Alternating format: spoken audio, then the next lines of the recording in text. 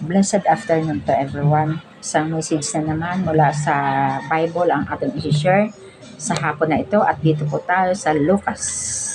Lucas, saan ba to?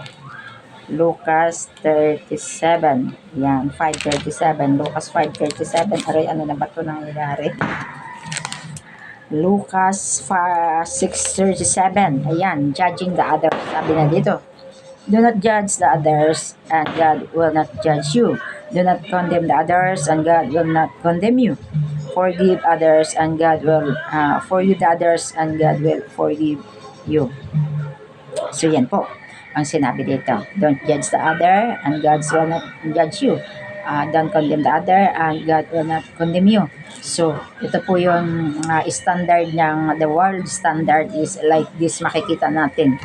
But iba ang standard ng ating Panginoong Hesukristo.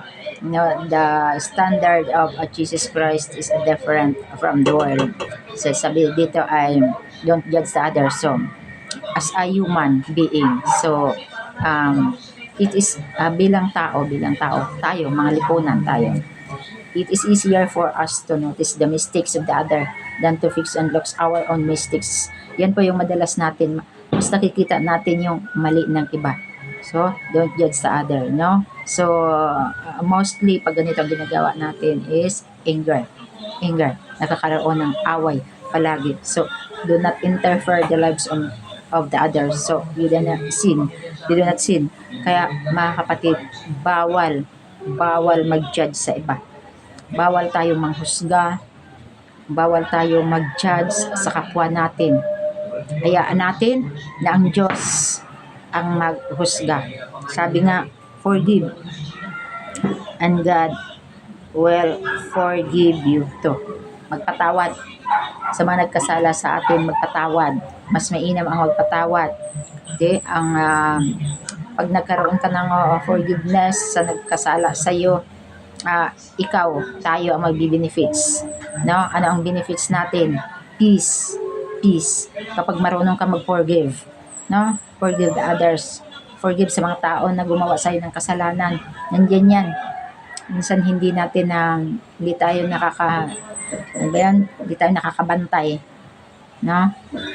Hindi tayo aware diyan na marami ang tao, many toxic people around you na pwede kang lukuhin talaga. Madalas talaga maraming tao ang manluloko sa iyo, pero forgive them. Minsan gamitin natin yung ating isip. So, for the sake of our peacefulness, forgive them, no? And do not judging the other. Hayaan natin, may Diyos, no? Ibigay natin sa Diyos ang paghusga para sa kanilang mga sala. Kasi tayo din, meron din tayong mga mali, meron din tayong mga mistakes na nagagawa. Kasi the Bible said, no one can righteous, the Bible said. So meron din tayong mga mistakes. So, mind your own business. Sabi nga nila, mind your own mistakes. No? Isipin natin, no? At tayo mismo yung magpalinis sa Diyos. Iyaan natin sila. Huwag tayong mag-judge, huwag tayong mag-condemn sa mga taong nagkamali, sa mga taong nagkasala. Kasi may Diyos na maghuhusga para sa lahat ng kasalanan ng tao. Isa lang naman ang ating patutunguhan. Madalas ko nga sabihin ito, we are in heaven citizenship. No, we are in heaven citizenship. Lahat, anumang lawak ng mundo, anumang nag-i-exceed sa mundong ito, ng mga batas or mga human being, mga attitude ng tao, nag-i-exceed naman ang mga iba't ibang karunungan o kaugalian ng tao. But meron one God. Diba? One God to judge everyone. Pagdating ng ending, merong isang one God na ahatol sa atin. At doon yun, lahat tayo pupunta sa Kanya at haharap. Walang makakatakas. No one can exit. No one can escape. Sabi nga sa mata ng Diyos, no one can escape. Wala po makakaano. Kaya Bawal mag-judge, huwag mag-judge, huwag maghatol. Uh, you must be forgive sa mga nagkasala sa iyo. Tawad ka na lang. Then magkaroon maging learn. You have to learn what happened to you. You have to learn what happened dahil many people around you that toxic people, no? Marami sa panahon ngayon. So mas mainam na lang talaga yung sa Diyos ka na lang makipag-relasyon. Sa Diyos ka na lang, kay Kristo ka na lang makipag-ugnayan. Sa Diyos ka na lang makipag-usap. Talk to God. Wholeheartedly, sabi dito. Give to others and God will give you too, and then you will receive a full measures, a generous helping poured into your hands. All that you can hold, the measure you use for others is the one that God will use for you. Diba? Kasi kung ano daw yung panukat na sinukat natin sa tao, yun din yung panukat na babalik sa atin. Kung ano yung inutang mo, pag buhay ang inutang mo, buhay babayad mo. Sabi nga, kung ano yung mga ginawa natin sa kapwa, yun din yung babalik sa atin. Kung magpatawad ka, ang babalik sa iyo ay kapayapaan. No? What you sow is what you reap. No? Kung ano yung tinanim mo, siya yung aanihin mo. Pag nagtanim ka ng pag-ibig, pag nagtanim ka ng friendship, pag nagtanim ka ng kabutihan, goodness, kindness, babalik sa iyo ay blessing. Blessing. Yes. Kasi mas mainam yung nagbibigay kaysa tumatanggap. Diba?